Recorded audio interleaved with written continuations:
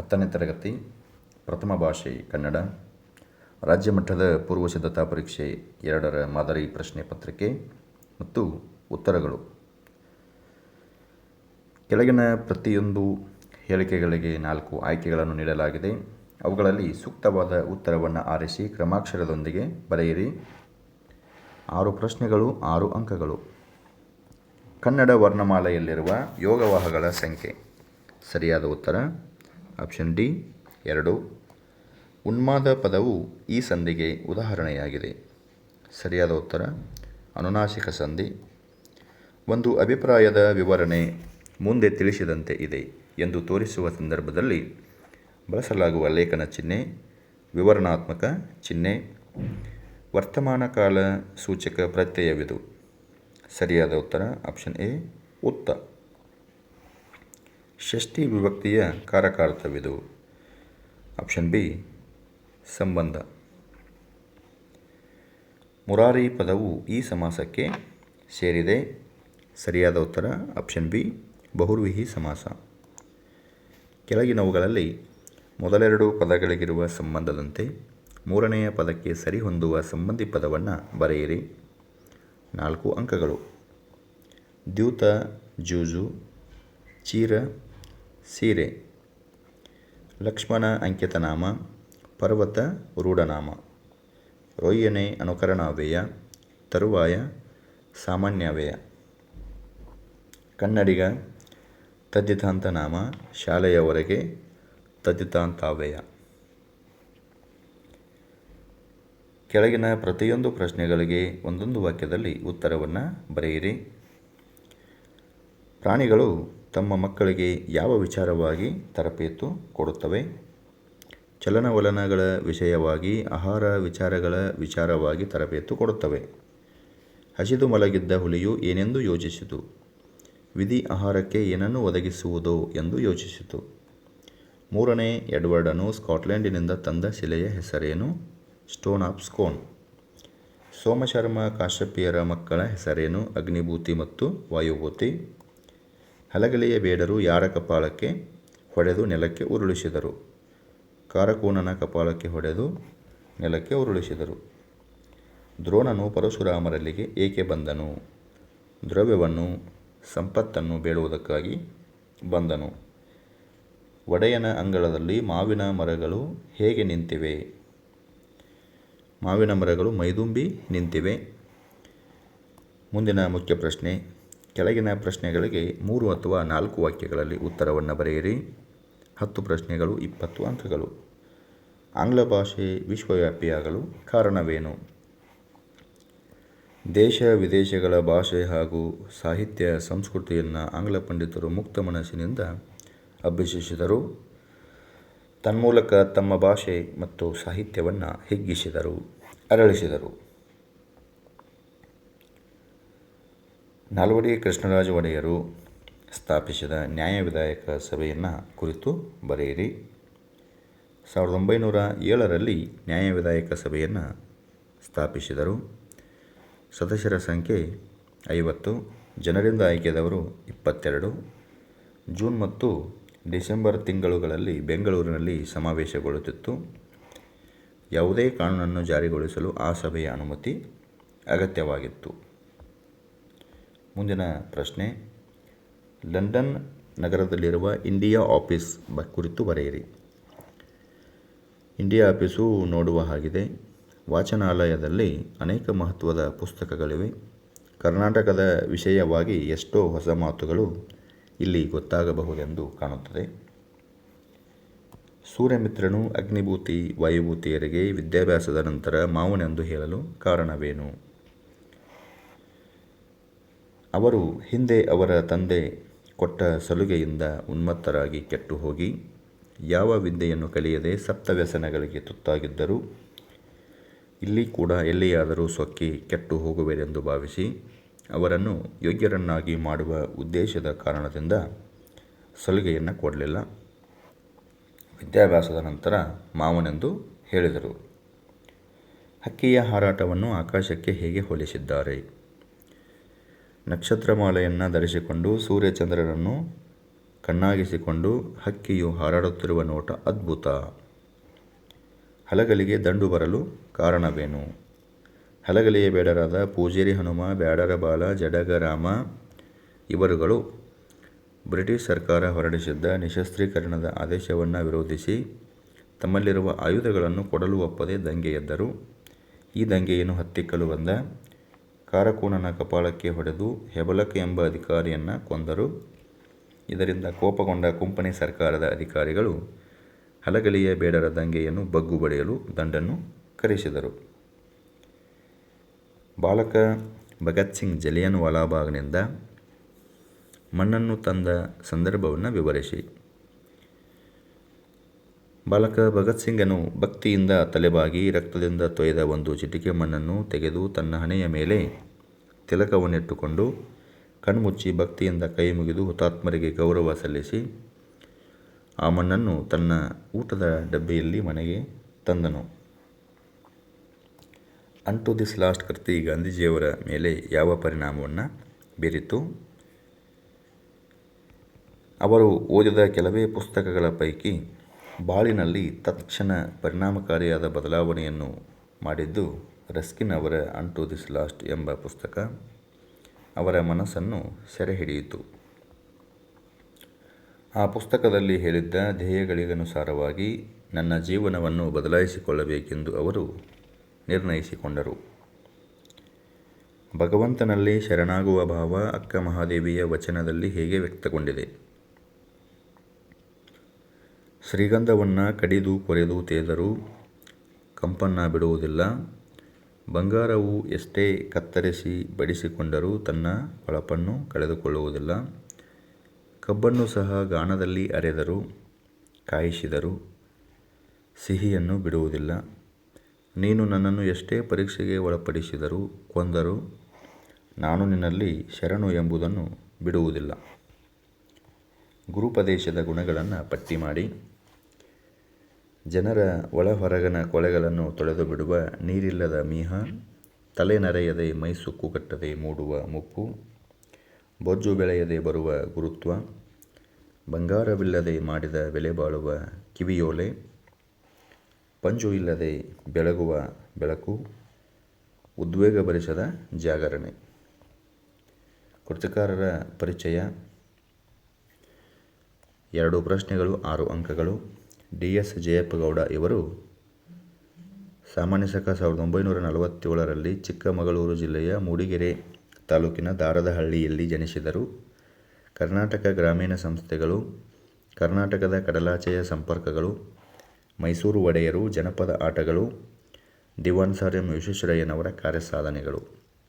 ಇವರಿಗೆ ಕರ್ನಾಟಕ ಸಾಹಿತ್ಯ ಅಕಾಡೆಮಿ ಪ್ರಶಸ್ತಿ, ಧಾರವಾಡ ಕರ್ನಾಟಕ ಸಂಘದ ಸಂಶೋಧನಾ ಬಹುಮಾನಕ್ಕೆ ಭಾಜನರಾಗಿದ್ದಾರೆ. ದ. ರಾ. ಬೇಂದ್ರೆ ಇವರು 1896ರಲ್ಲಿ ಧಾರವಾಡದಲ್ಲಿ ಜನಿಸಿದರು. ಗರಿ, ಕೃಷ್ಣಕುಮಾರಿ, ಉಯ್ಯಾಲೆ, ಸಖಿಗೀತ, ನಾದಲೀಲೆ, ಮೇಘದೂತ, ಗಂಗಾವತರಣ, ಸೂರ್ಯಪಾನ ಮುಂತಾದವುಗಳು. ಇವರಿಗೆ ಕೇಂದ್ರ ಸಾಹಿತ್ಯ ಅಕಾಡೆಮಿ ಪ್ರಶಸ್ತಿ, ಜ್ಞಾನಪೀಠ ಪ್ರಶಸ್ತಿ, ಪದ್ಮಶ್ರೀ ಪುರಸ್ಕಾರ ಲಭಿಸಿದೆ. ಕೆಳಗಿನ ಪದ್ಯ ಭಾಗಕ್ಕೆ ಪ್ರಸ್ತಾರ ಹಾಕಿ ಘನ ವಿಭಾಗ ಮಾಡಿ ಛಂದಸ್ಸಿನ ಹೆಸರನ್ನು ಬರೆಯಿರಿ. ಇವಕ್ಕೆ 3 ಅಂಕಗಳು. ಈ ರೀತಿ ಒಂದು ಸಾಲನ್ನು ಕೊಟ್ಟಿದ್ದರೆ ಇದು ವೃತ್ತ ಇರುತ್ತದೆ. ಮೊದಲ ಅಕ್ಷರಕ್ಕೆ ಗುರು ಬಂದು ನಂತರ ಲಘು ಬಂದರೆ ಇದು ಉತ್ಪಲಮಾಲಾ ವೃತ್ತ ಆಗಿರುತ್ತದೆ. ಆವಾಗ ಬ ರ ನ ಬ ಬ ರ ಲಘು ಗುರು. ಈ ರೀತಿ 3 ಅಕ್ಷರಕ್ಕೆ ಒಂದೊಂದು ಘನ ಮಾಡಿ ಬರೆದರೆ 3 ಅಂಕ ಸಿಗುತ್ತದೆ. ಕೆಳಗಿನ ವಾಕ್ಯದಲ್ಲಿರುವ ಅಲಂಕಾರವನ್ನು ಹೆಸರಿಸಿ ಲಕ್ಷಣ ಬರೆದು ಸಮನ್ವಯಗೊಳಿಸಿ 3 ಅಂಕಗಳು. ಅಲಂಕಾರದ ಹೆಸರು ಅರ್ಥಾಂತರನ್ಯಾಸ ಅಲಂಕಾರ. ಸಮರ್ಥನೆ ಮಾಡುವುದೇ ಅರ್ಥಾಂತರನ್ಯಾಸ ಅಲಂಕಾರ. ಉಪಮೇಯ, ಉಪಮಾನ, ಸಮನ್ವಯ. ಗಾದೆಯನ್ನು ಮಹತ್ವದೊಂದಿಗೆ ವಿಸ್ತರಿಸಿ ಬರೆಯಿರಿ. 3 ಅಂಕಗಳು. ಆಳಾಗಬಲ್ಲವನು ಅರಸಾಗಬಲ್ಲನು. ಗಾದೆಯ ಮಹತ್ವದೊಂದಿಗೆ ಬರೆಯಬೇಕು. ಗಾದೆಯ ಮಹತ್ವಕ್ಕೆ 1 ಅಂಕ ಇರುತ್ತದೆ. ಗಾದೆಗಳು ವೇದಗಳಿಗೆ ಸಮ. ವೇದ ಸುಳ್ಳಾದರೂ ಗಾದೆ ಸುಳ್ಳಾಗದು.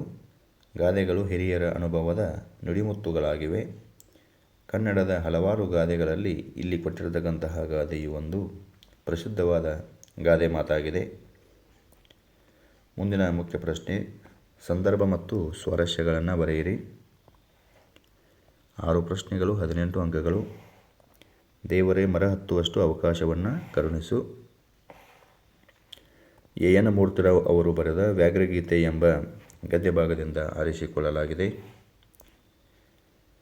ಪ್ರಶ್ನೆ ಸಂಖ್ಯೆ 34. ಈ ಸಮಷ್ಟಿ ಮನಸ್ಸಲ್ಲಿ ಎಲ್ಲರೂ ಇರುತ್ತಾರೆ. ದೇವನೂರು ಮಹಾದೇವ ಅವರು ಬರೆದ ಎದೆಗೆ ಬಿದ್ದ ಅಕ್ಷರ ಎಂಬ ಗದ್ಯಪಾಠದಿಂದ ಆರಿಸಲಾಗಿದೆ. ನಾನಾಕೆಯನ್ನು ಪರೀಕ್ಷಿಸುವೆ, ನೀವು ಬಿಸಿನೀರು ಸಿದ್ಧಪಡಿಸಿ. ಸಾರಾ ಅಬುಬಕ್ಕರ್ ಅವರು ಬರೆದ ಯುದ್ಧ ಎಂಬ ಪಾಠದಿಂದ ಆರಿಸಲಾಗಿದೆ. ಮುಂದಿನ ಸಂದರ್ಭ, ಸಮರದೋಳ್ ಎನಗಜ್ಜ ಪೇಳಿಂ ಆವುದು ಕಜ್ಜಂ. ಮಹಾಕವಿ ರನ್ನ ಅವರು ಬರೆದಿರುವ ಚಲಮನೆ ಮೆರೆವೆಂ ಎಂಬ ಪದ್ಯಭಾಗದಿಂದ ಆರಿಸಿಕೊಳ್ಳಲಾಗಿದೆ. ಪ್ರಶ್ನೆ ಸಂಖ್ಯೆ 37. ಹಸುರು ಸಂಜೆಯಿ ಬಿಸಿಲು. ಕುವೆಂಪು ಅವರು ಬರೆದಿರುವ ಹಸುರು ಎಂಬ ಪದ್ಯದಿಂದ ಆರಿಸಿಕೊಳ್ಳಲಾಗಿದೆ. ಮುಂದಿನ ಸಂದರ್ಭ, ನೊಳವಿಂಗೆ ಕುಪ್ಪೆ ವರಂ. ಪಂಪ ಮಹಾಕವಿ ರಚಿಸಿರುವ ಕೆಮ್ಮನೆ ಮೀಸೆ ಒತ್ತನೆ ಎಂಬ ಪದ್ಯಭಾಗದಿಂದ ತೆಗೆದುಕೊಳ್ಳಲಾಗಿದೆ. ಮುಂದಿನ ಮುಖ್ಯ ಪ್ರಶ್ನೆ, ಪದ್ಯಭಾಗವನ್ನು ಪೂರ್ಣಗೊಳಿಸಿ. ತಪ್ಪಿಲ್ಲದ ಪ್ರತಿ ಸಾಲಿಗೆ 1 ಅಂಕ, ಒಟ್ಟು 4 ಅಂಕಗಳು. ವೀರಲವ ಪದ್ಯದ ಒಂದು ಪ್ಯಾರವನ್ನು ಕೇಳಿದ್ದಾರೆ. ಮುಂದಿನ ಪ್ರಶ್ನೆ, ಸಾರಾಂಶವನ್ನು ಬರೆಯಿರಿ. ಇದಕ್ಕೆ 4 ಅಂಕಗಳು. ಕೌರವೇಂದ್ರನ ಕೊಂದೆ ನೀನು ಪದ್ಯದ ಒಂದು ಪ್ಯಾರ ಕೇಳಿದ್ದಾರೆ. ಕೊರಳ ಸೆರೆ ಹಿಗ್ಗಿದವು. ಆಯ್ಕೆ ಬರೀಬೇಕು, ಆಮೇಲೆ ಸಾರಾಂಶ, ಆಮೇಲೆ ಕೊನೆಗೆ ಮೌಲ್ಯ. ಸ್ವಾಮಿನಿಷ್ಠೆಗೆ ಬದ್ಧನಾಗಿ ಅಸಹಾಯಕ ಸ್ಥಿತಿಯಲ್ಲಿ ನೋವು ಸಂಕಟ ಅನುಭವಿಸುವ ಕರ್ಣನ ವ್ಯಕ್ತಿತ್ವದ ಹಿರಿಮೆ ಪ್ರಸ್ತುತ ಪದ್ಯಭಾಗದಲ್ಲಿ ಬಿತ್ತರವಾಗಿದೆ. ಮುಂದಿನ ಮುಖ್ಯ ಪ್ರಶ್ನೆ, 8 ಅಥವಾ 10 ವಾಕ್ಯಗಳಲ್ಲಿ ಉತ್ತರವನ್ನು ಬರೆಯಿರಿ. ಒಂದೇ ಪಾಠದಿಂದ 2 ಪ್ರಶ್ನೆಯನ್ನು ಕೇಳಿರ್ತಾರೆ. ಒಟ್ಟು 2 ಪ್ರಶ್ನೆಯನ್ನು ಬರೀಬೇಕು. 8 ಅಂಕಗಳು. ಶಬರಿ ಮತ್ತು ಶ್ರೀರಾಮರ ನಡುವಿನ ಸಂಭಾಷಣೆಯನ್ನು ನಿಮ್ಮ ಮಾತುಗಳಲ್ಲಿ ಬರೆಯಿರಿ. ಆತ್ಮೀಯ ವಿದ್ಯಾರ್ಥಿಗಳೇ, ಈ ಸಲ ನೀಲನಕ್ಷೆ ಇರುವುದರಿಂದ ಶಬರಿ ಪಾಠದಿಂದ ಮಾತ್ರ 8-10 ವಾಕ್ಯದ ಪ್ರಶ್ನೆಯನ್ನು ಕೇಳಲಾಗುತ್ತದೆ.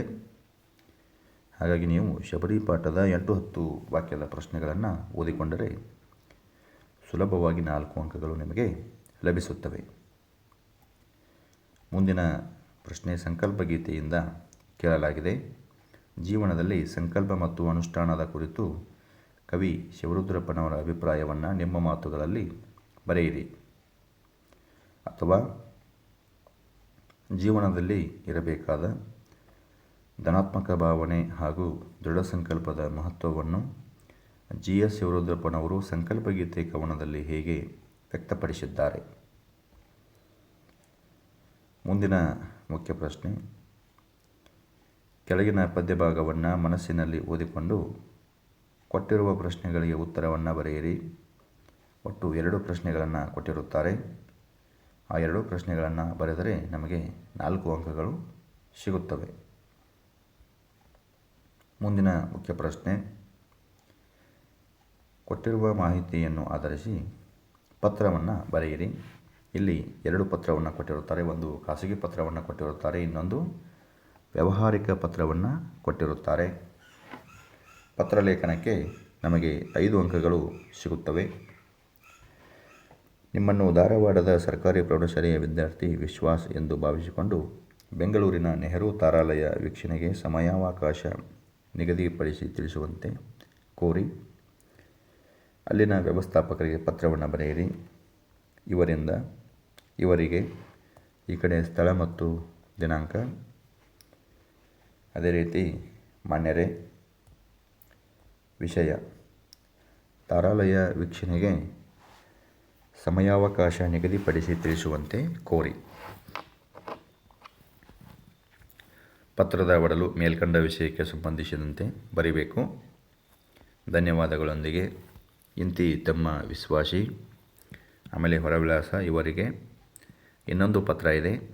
ನಿಮ್ಮನ್ನು ಹಾವೇರಿಯ ಸರ್ಕಾರಿ ಪ್ರೌಢಶಾಲೆಯ ವಿದ್ಯಾರ್ಥಿ ಚಿರಂತನ್ ಎಂದು ಭಾವಿಸಿಕೊಂಡು ಶಾಲೆಯಲ್ಲಿ ಆಚರಿಸಿದ ವನಮಹೋತ್ಸವವನ್ನು ವಿವರಿಸಿ ದಾವಣಗೆರೆಯ ಬಸವೇಶ್ವರ ಬಡಾವಣೆಯಲ್ಲಿ ವಾಸವಾಗಿರುವ ಜಯಂತ್ ಎಂಬ ಹೆಸರಿನ ಗೆಳೆಯನಿಗೆ ಪತ್ರವನ್ನು ಬರೆಯಿರಿ. ಕ್ಷೇಮ ಶ್ರೀ ದಿನ ಇವರಿಂದ ಆತ್ಮೀಯ ಗೆಳೆಯ ಜಯಂತನಿಗೆ ಈ ರೀತಿ ಇಂತಿ ಪ್ರೀತಿಯ ಗೆಳೆಯ ಪ್ರಣಾಮಗಳೊಂದಿಗೆ ಇವರಿಗೆ. ಮುಂದಿನ ಮುಖ್ಯ ಪ್ರಶ್ನೆ ಪ್ರಬಂಧದ ಪ್ರಶ್ನೆ ಇರುತ್ತೆ. ಇದಕ್ಕೆ 5 ಅಂಕಗಳು ನಿಗದಿಯಾಗಿರುತ್ತವೆ. 2 ಪ್ರಬಂಧವನ್ನು ಕೊಟ್ಟಿರುತ್ತಾರೆ. ಆ 2 ಪ್ರಬಂಧಗಳಲ್ಲಿ ಒಂದನ್ನು ಆಯ್ಕೆ ಮಾಡಿಕೊಂಡು ಬರೆಯಬೇಕು. ಪೀಠಿಕೆ, ವಿಷಯ ನಿರೂಪಣೆ, ಆಮೇಲೆ ಉಪಸಂಹಾರ, ಈ 3 ಹಂತದೊಂದಿಗೆ ಪ್ರಬಂಧವನ್ನು ಬರೆಯಬೇಕು. ಇನ್ನೊಂದು, ಹೆಣ್ಣು ಮಕ್ಕಳಿಗೆ ಸರ್ಕಾರದ ಸೌಲಭ್ಯಗಳು. ಹೆಣ್ಣೊಂದು ಕಲಿತರೆ ಶಾಲೆಯೊಂದು ತೆರೆದಂತೆ. ಹೆಣ್ಣು ಈ ಜಗದ ಕಣ್ಣು. ಬೇಟಿ ಬಚಾವೋ ಬೇಟಿ ಪಡಾವೋ. ಹೆಣ್ಣು ಅಬಲೆ ಎಲ್ಲ ಸಬಲೆ. ವಿಷಯ ನಿರೂಪಣೆ.